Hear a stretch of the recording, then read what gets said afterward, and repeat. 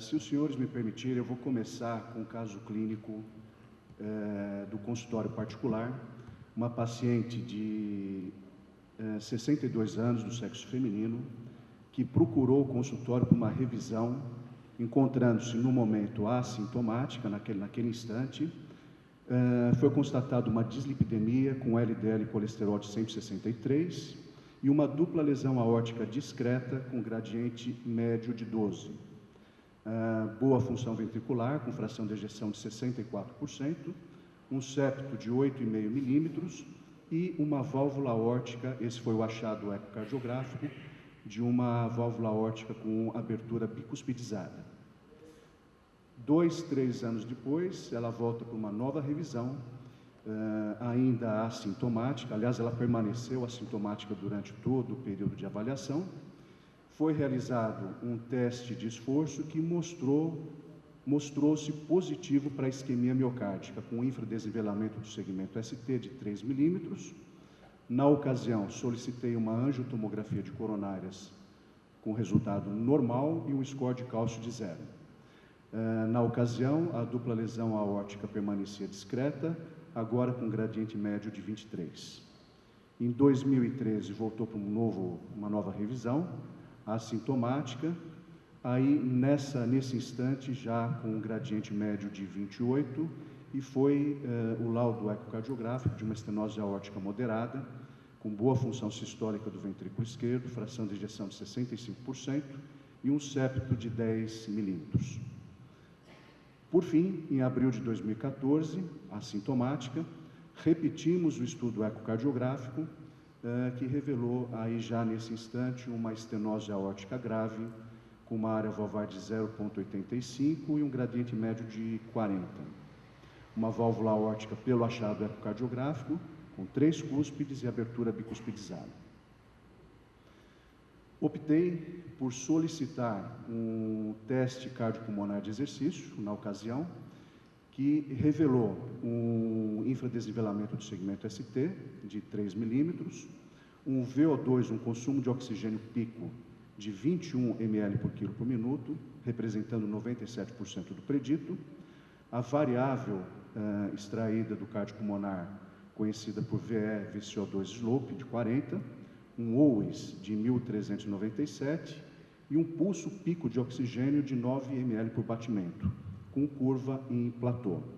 Conclusão do teste cardiopulmonar foi de uma resposta pressórica normal, alterações do segmento ST, pulso de oxigênio com curva em platô e uma variável ventilatória, que é o VE/VCO2 slope elevado, uma classificação 3 de Arena. Esse é o teste cardiopulmonar da paciente, que mostrou uma baixa elevação ou não elevação da pressão arterial sistólica, durante o esforço, e a curva mais tênue embaixo é a curva do pulso de oxigênio em platô durante o esforço. Um teste cardiopulmonar, portanto, com resultado alterado. Com isso, foi indicada a cirurgia de troca valvar, realizada o ano passado, uma troca de válvula por bioprótese, e o achado cirúrgico foi de uma válvula aórtica trivalvar, com 3 cúspides e fibro calcificada. Esse paciente encontra-se bem, em boa evolução pós-operatória. Bom, com relação à estenose aórtica, nós sabemos que a resposta básica que mantém o paciente um longo período assintomático é a hipertrofia.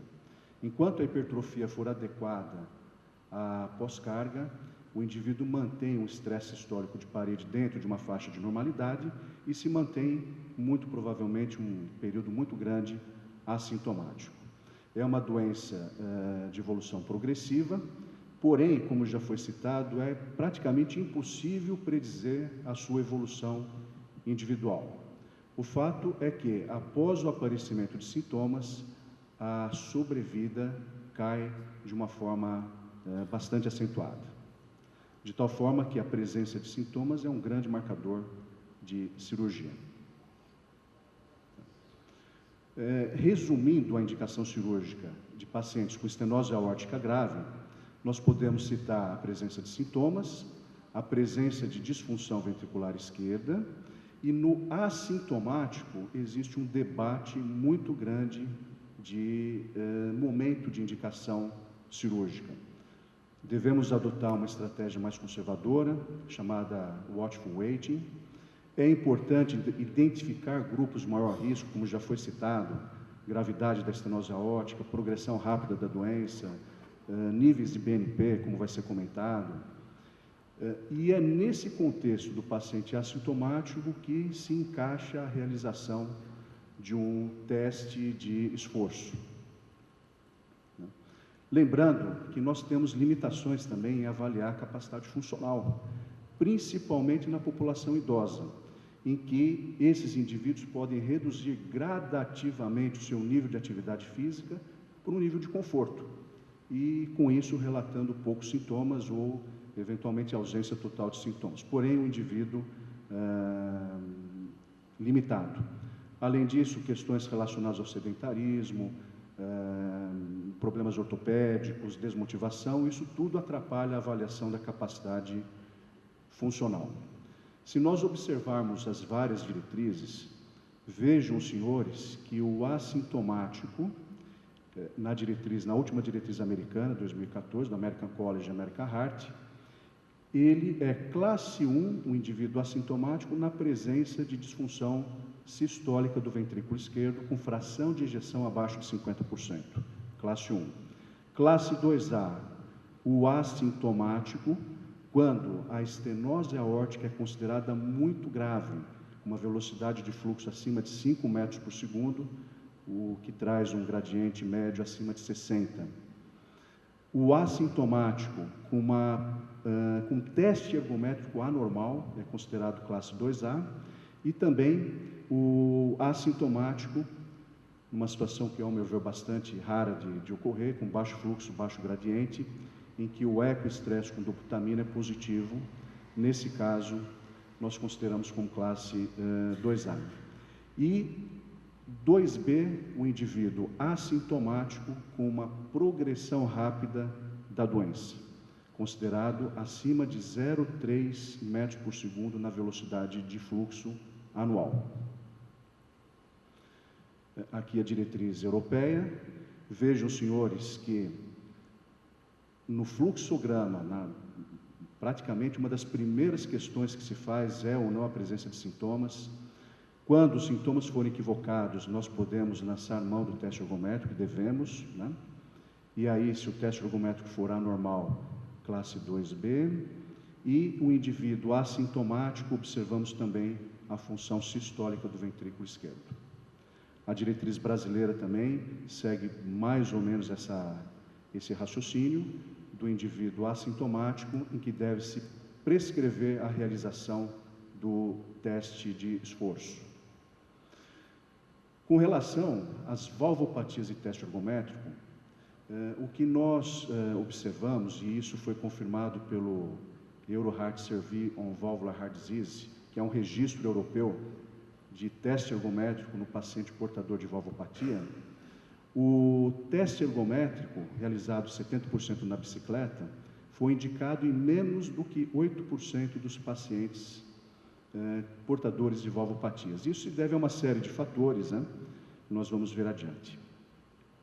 Uma delas, e aí foi interessante, voltando aqui, o teste ergométrico foi indicado para a detecção de doença arterial coronária, lembrando que os pacientes portadores de valvopatia muitas vezes apresentam um ECG de base alterado, né? De tal forma que ele não deve ser solicitado para a detecção de insuficiência coronária, né? Mas foi uma indicação bastante importante. Para a avaliação da capacidade funcional em 50%, né? A avaliação prognóstica em 22%. Outro fato, por pequeno uso do teste de esforço nas valvopatias, é de que os pacientes, em geral, são encaminhados para a cirurgia já em classe funcional 3, 4, em que não é necessário a realização do teste. Mais especificamente, com relação à estenose aórtica, no mesmo estudo, no mesmo registro, apenas 6% dos pacientes foram indicados para o teste ergométrico e eram assintomáticos na ocasião da realização. Muitas questões são discutidas para baixa solicitação de teste nesse grupo.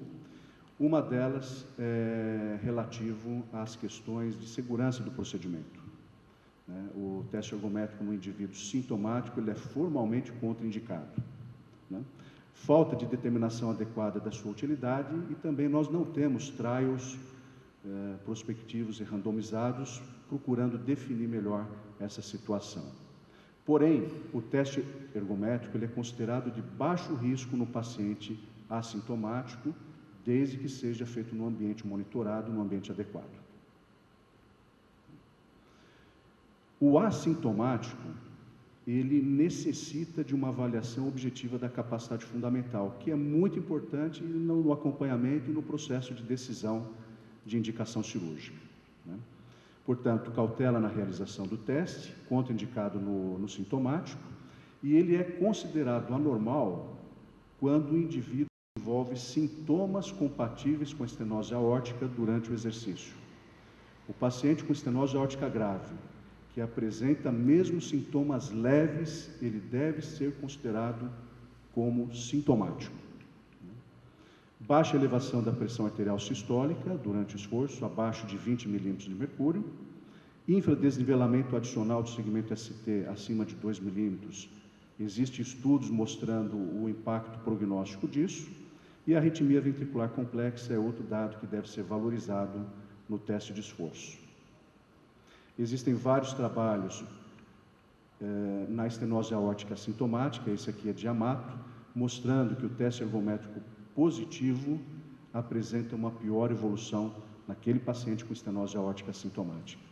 Esse outro estudo também mostrando que os pacientes com teste ergométrico alterado, eles apresentam uma pior evolução ao longo do tempo. Lembrando que o teste cardiopulmonar de exercício, ele é considerado padrão ouro para a determinação da capacidade funcional e ele permite uma avaliação de diversos sistemas e setores orgânicos, como o próprio cardiovascular, pulmonar, muscular, hematopoético e até neuropsicológico. Portanto, o teste cardiopulmonar tem um papel, sim, nas valvopatias, fundamentalmente para determinar a sua capacidade funcional através da medida direta do consumo de oxigênio.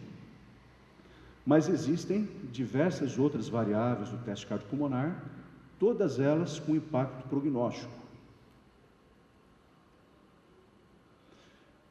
Voltando à diretriz americana, a última de 2014, classe 2A, o teste ergométrico ele é indicado para avaliar alterações fisiológicas do paciente assintomático com estenose aórtica considerada anatomicamente importante. Não deve ser realizado no paciente sintomático. Por fim, podemos dizer que as alterações clínicas de dieletro realizadas durante o exercício apresentam valor prognóstico e pode auxiliar o paciente com estenose aórtica grave e assintomático. Habitualmente, a literatura tem mostrado isso, 30% dos pacientes considerados inicialmente assintomáticos apresentam um teste ergométrico alterado.